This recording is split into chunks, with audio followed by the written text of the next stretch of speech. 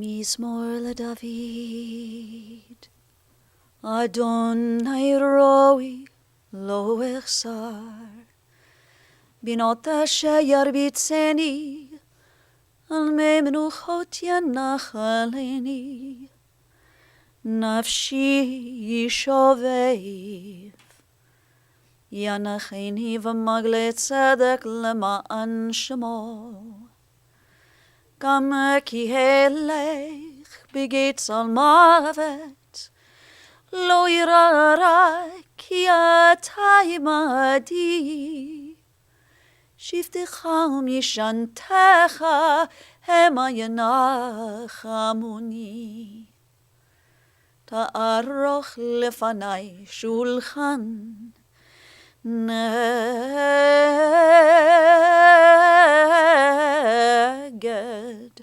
tzorirai. Dishanta vashemen roshi kosiri vaya. Ach tov chesed yirdifuni ko yamei chayai v'shaveti beveit Adonai le'orech yamim. Friends, I've chanted for you the words of our 23rd Psalm. In these moments when our hearts are breaking and when we are just seeking comfort and strength, we often turn to the psalmist. And so I ask you now to recite these words with me. The Lord is my shepherd, I shall not want. He maketh me to lie down in green pastures. He leadeth me beside the still waters. He restoreth my soul. He guideth me in straight paths for his name's sake. Yea, though I walk through the valley of the shadow of death, I will fear no evil, for thou art with me. Thy rod and thy staff, they comfort me. Thou preparest a table before me in the presence of mine enemies. Thou hast anointed my head with oil. My cup runneth over. Surely goodness and mercy shall follow me all the days of my life, and I shall dwell in the house of the Lord forever. In the rising of the sun and in its going down, we will remember her. In the blowing of the wind and in the chill of winter, we will remember her. In the opening buds and in the rebirth of spring, we will remember her. In the blueness of sky and in the warmth of summer, we will remember her. In the rustling of leaves and in the beauty of autumn, we will remember her. In the beginning of the year and when it ends, we will remember her. When we are weary and in need of strength, we will remember her. And when we are lost and sick at heart, we will remember her. When we have joys we yearn to share, we will remember her. So long as we live, she too will live. For she is now a part of us as we remember Beth Greenwald Meek. To you, Helene, to her sister Pam, and also to David, and to you, Michael, also to Angela, and to all of the members of the family, and to so many dear and cherished friends. We have come together today to remember, but also to celebrate the life of your beloved Lori.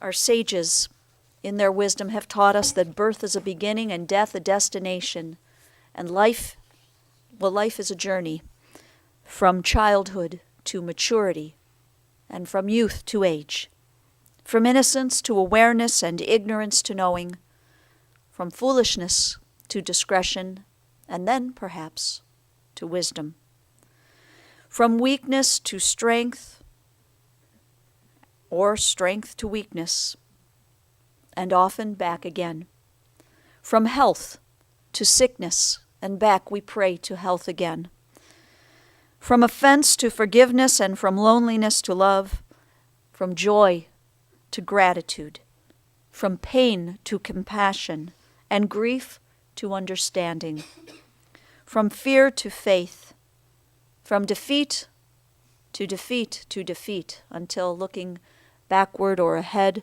we see that victory lies not at some high place along the way, but in having made the journey, stage by stage, a sacred journey.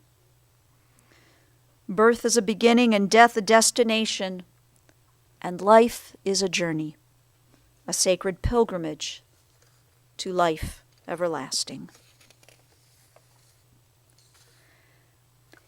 In speaking with her family and some of her friends, the words used to describe their beloved daughter, sister, wife, and friend, all these words, these terms of endearment, they all began to connect thematically as they described Lori as a woman who was kind and compassionate, a woman who was blessed with a loving and thoughtful heart.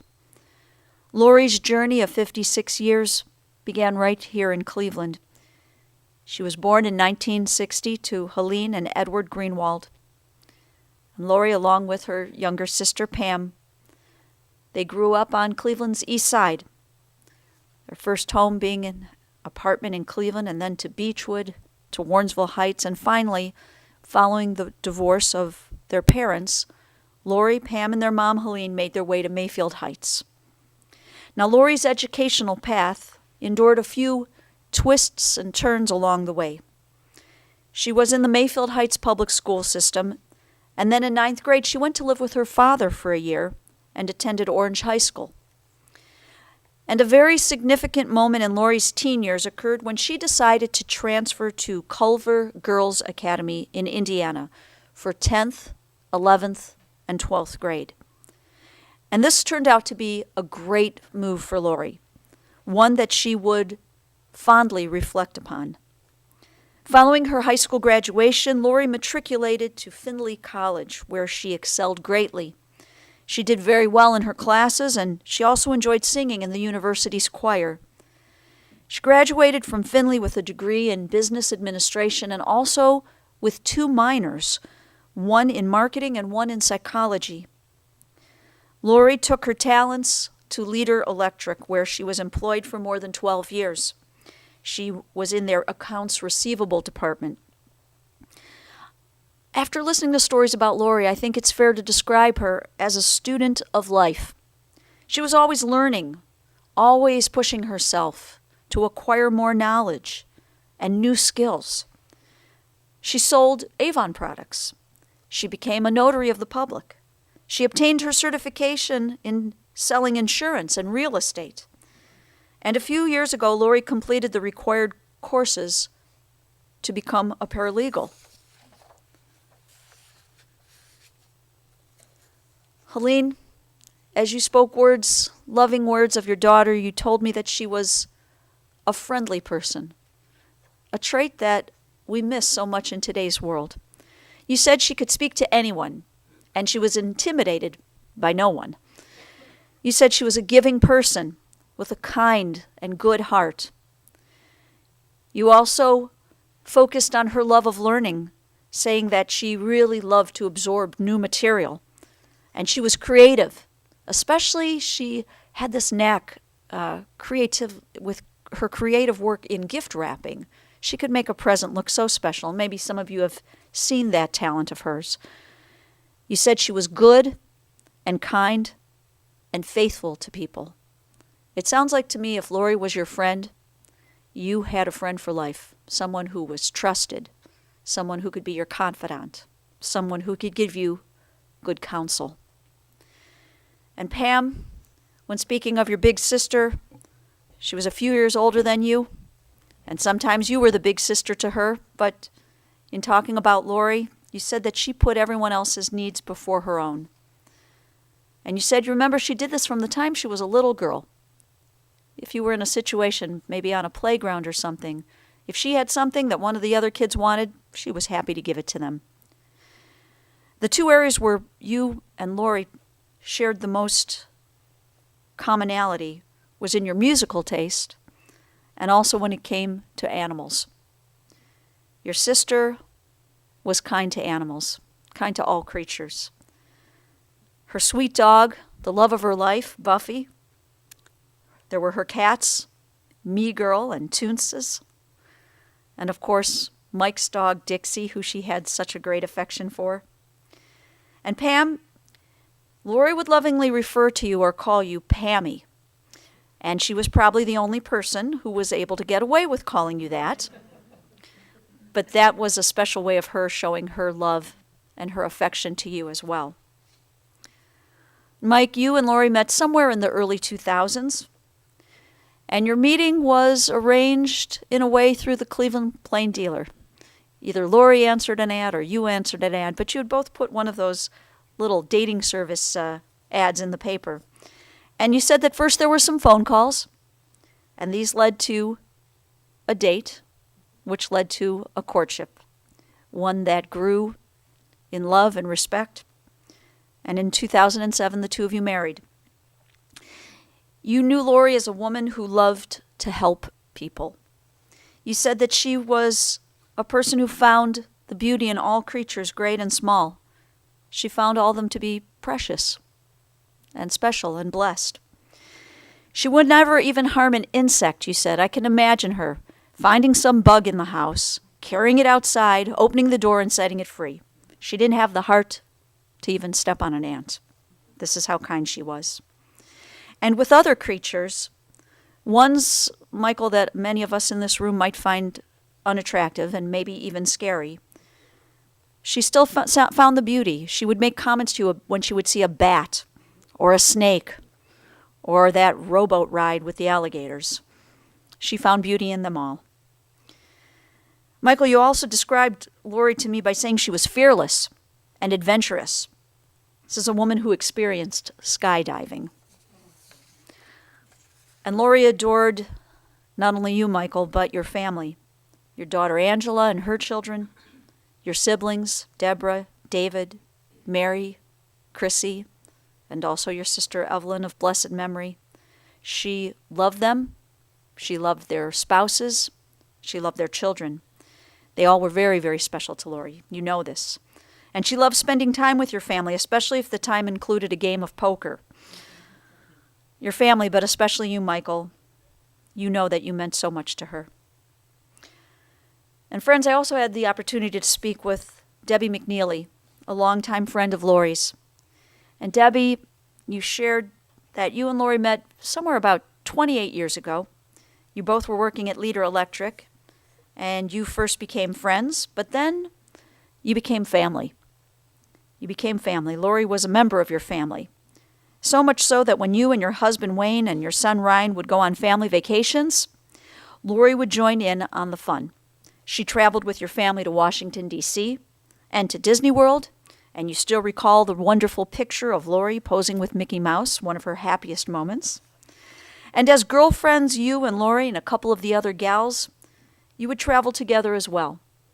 You recalled a trip to New York City that was especially memorable, a trip that was filled with carriage rides to the deli, big city entertainment, and just a lot of fun and laughter.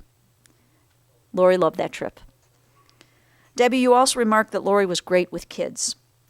You said that she had the biggest heart and that she was able to give great hugs.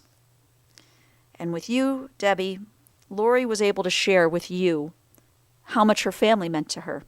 She was able to verbalize the love she had for her dad and how she inherited her love of cars from her father. She shared with you her affection and love for her mom and for her sister, Pam, or as Lori would like me to say today, Pammy. And today, all of us can take note of Lori's adventurous side as we recall her love of travel, her travels to wonderful places, including Israel and Greece. And we remember today her sense of humor and her playful side, her passion for poker and for bingo. And her family assures me that she was plenty of times quite lucky with her bingo cards. She'd have many cards spread out across the table. And today, we also remember Lori's eagerness in helping to heal this very broken world. In the Jewish tradition, we have a term. It's called tikkun olam, and it means repairing the world. And it's said that now any one of us are able to repair the entire world. But that should not deter us from doing good deeds. If we leave this world a little bit better than when we entered into it, then we have practiced this act of tikkun olam, of repairing the world. And this is what Lori did. We remember her acts of kindness, her volunteer work in helping people at the Cleveland Clinic who were undergoing chemotherapy. And we remember this woman with a gentle soul, with a great love for people, for animals, and for nature. Lori, as we might say in Yiddish, was a gute neshama, which means a good soul.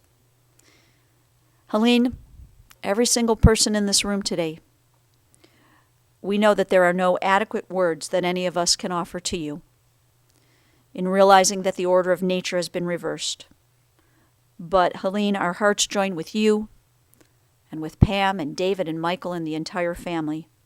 Our hearts join with you in hopes of bringing you comfort and consolation, and we can only pray that sweet memories of your beloved Lori. We hope that these will bring the entire family and all of her friends. We hope these will bring everyone some sense of peace. We join with the sages of our people as we say Zichrona Livrach. May Lori's memory always, always and forever be a blessing. Amen.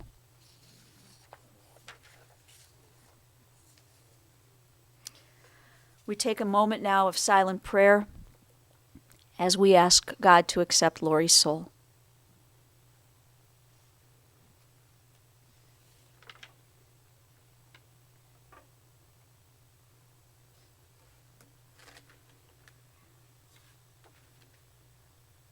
When I come to the end of the road and the sun has set for me, I want no rites in a gloom-filled room.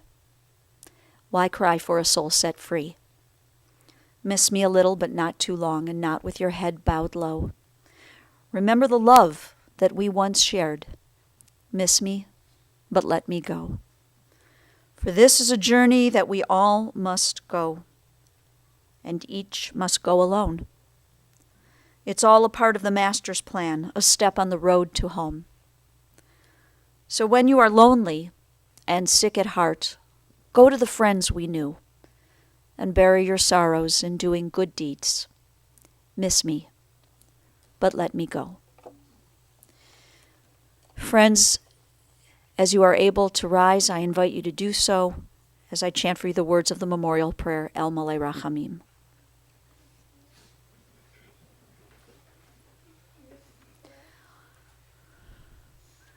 El Malei Rachamim, Shochen Bamromim, המשימנו נכונה תחת כנפי השכינה, במלאות קדושים וטהורים, כזוהר הרקיע מסעירים, את נשמת יקירנו, שהלכה לעולמה בגן עדן תחי מנוחתה. אנא ברחמים אסתיריה, בסתר כנפיך לעולמים, ותצרור בצרור החיים את נשמתה. אדוני הוא נחלתה, ותנוח בשלום על משכבה, ונאמר Amen. O merciful God, who dwells on high, who is full of compassion, grant perfect rest beneath the shelter of your divine presence among the holy and pure, who shine as the brightness of the firmament. To our dear departed Lori Greenwald Meek, to Lori, who has now gone to her eternal home, may her soul be bound up in the bonds of eternal life, and grant that her memory inspire all of us to noble and consecrated living. And to this we answer, Amen. Friends, our service will continue at the Zion Memorial Park Cemetery.